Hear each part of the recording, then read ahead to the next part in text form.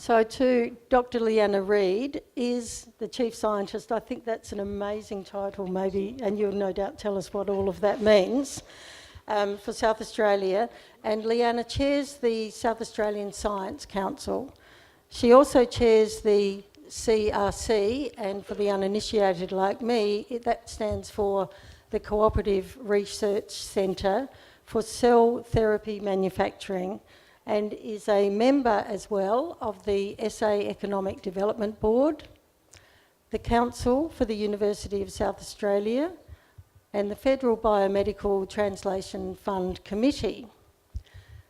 Leanna is also a long-standing member of BioAngels, an angel investor network.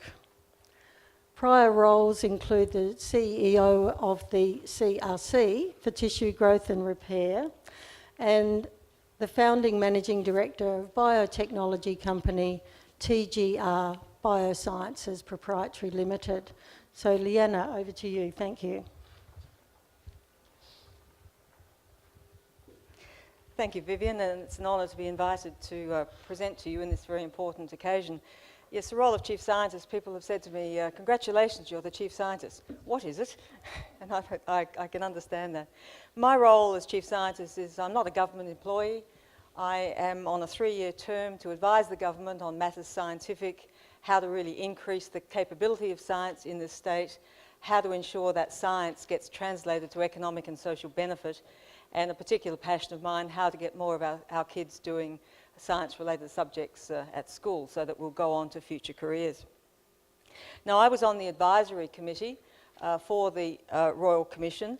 That's not, I think, the committee you were just talking about before we started, but rather a small group of people who were brought together to give a check and balance and look at the assumptions and so forth that were happening during the process of the Royal Commission. So I was not a member of the Royal Commission, but part of the advisory group that came together to assess where they were headed. So I guess I have a fair insight into the process, and let me tell you a little bit about that. The advisory board, besides myself, included Barry Brook, who's an environmental scientist, John Carlson, the former head of Australian Safeguards and Non-Proliferation Office, Ian Lowe, who's from the Radiation Health and Safety Advisory Council, and also a former president of the Australian Conservation Foundation, and Tim Stone, who was an economic advisor to the UK government on matters nuclear. So that's a pretty broad brush of people and expertise that I think was really quite balanced, and certainly not a group that would come inherently with a pro-nuclear position. So what was my view on how the Royal Commission was run? You'll be all, of course, familiar with Kevin Scarce. He is our former governor, now Chancellor for the Adelaide University. And overall, I was very impressed with the thoroughness and objectiveness that went into the process and the people doing the study. It certainly was not a fait accompli, which you hear a little bit about around the traps. I know it took them at least 9 months or so to even come to the position vaguely where they are now. So they came to it with a very open mind, and I think Kevin was a great choice as the Commissioner because he is a very fair and a diplomatic person. You may well have heard, but the extent of consultation they took was extensive. 132 witnesses appeared, including 37 international experts. So that was over 2,000 hours of testimony. They also had a lot of first-hand experience of locations and sites around the world in nuclear industry and had private meetings with Indigenous communities. After the interim report was released, they had 170 responses, which they then used to inform the final report. So as I said, that was a pretty extensive process. I think they really understand the issues and the opportunities, and I think they offer a comprehensive view of the status of the nuclear industry worldwide and of the best practice that South Australia could adopt. I'm sure you're familiar with the review findings, but just summarising, they looked at all aspects of it, and while we could expand mining in South Australia, it's not a game changer. It would result, I think, in about an extra $19 million to the state, which is nice, but it's not massive. And although a nuclear energy generation was not excluded, it just doesn't stack up economically from first principles at this point in time, even though it's a relatively low carbon emission technology. But that doesn't mean that will change in future when carbon trading and so forth comes into more play. The bottom line is that there is a considerable opportunity for South Australia to manage, store and dispose of international nuclear waste. And that has the potential, the Commission estimates, to generate about $6 billion per annum in additional gross state income. We also have the geographic and political attributes to safely do this. But the Commission also said all this provided there is strong social and community support, and hence the importance of what you're doing today. What are my own conclusions?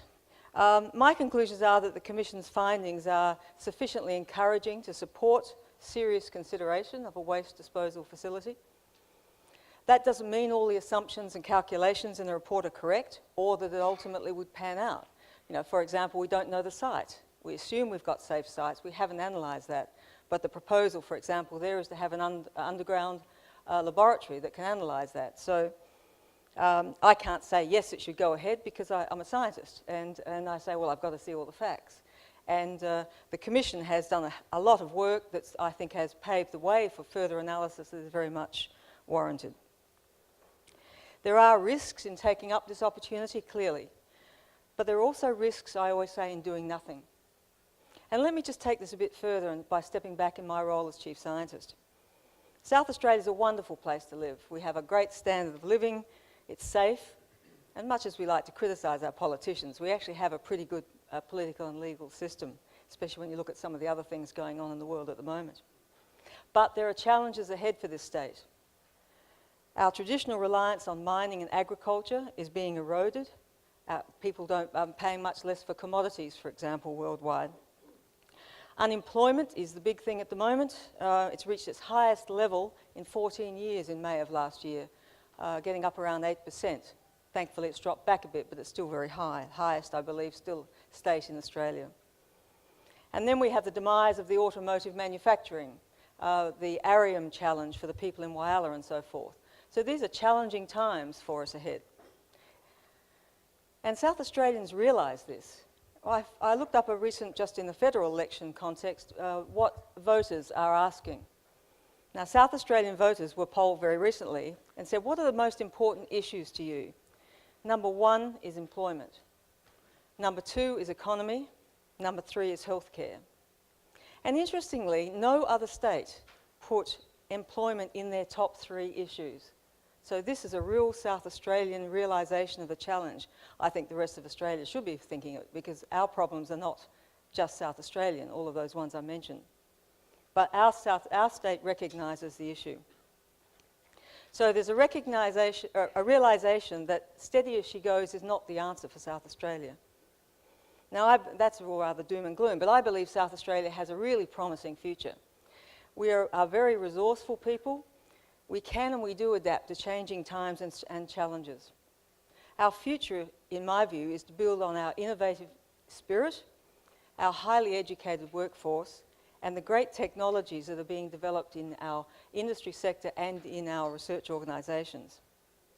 And that will allow us to develop new industries that are very high value add with great export potential, not to get rid of mining and agriculture, but to add to them. For example, high value add foods, rather than just shipping off wheat offshore, for example.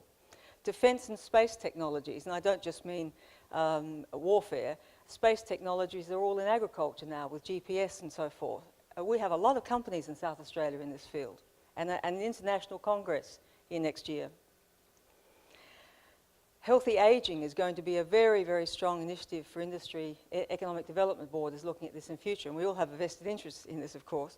But really, when you think about the numbers of different aspects of an industry you could bring together to have a really productive focus that you could export as well on healthy ageing, productive ageing, meaning that people can stay home, they can work longer and so forth. But it takes time and investment dollars to do this. As Chief Scientist, the problem I keep running into is a lack of investment capacity in a small state like South Australia to realise these great opportunities. It's a catch-22. So the potential benefit I see in South Australia pursuing a nuclear waste disposal facility is the opportunity to generate that very significant funding. I don't know if it'll work out to $6 billion a year, but That's what the current projections suggest. And if it's wisely directed, can ensure the economic prosperity of our future generations. So rather than, in my mind, saying, oh, if we have nuclear, it's destroying our future generations' prosperity, the other side of the coin is the benefit that if we use it widely, can really help those future generations. And it's not just economic. I think it will allow us to address the increasing costs of healthcare and ageing population, but also close the gap in health, education, employment and quality of living for our Aboriginal people.